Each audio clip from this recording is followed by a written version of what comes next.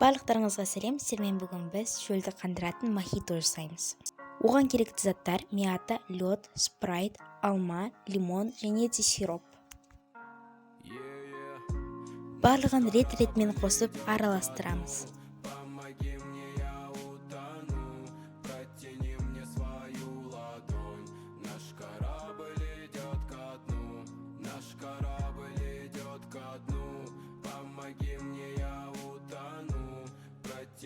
Соңынан спрайт пен суды қосамыз.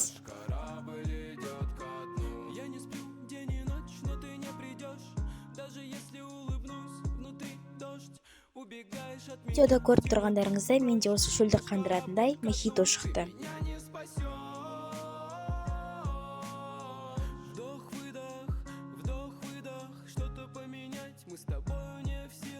Барлықтарыңыз осы рецептімен жасап көрсеңіздер болады. Өте шөлді қандырады және де өте әдемі болып шығады.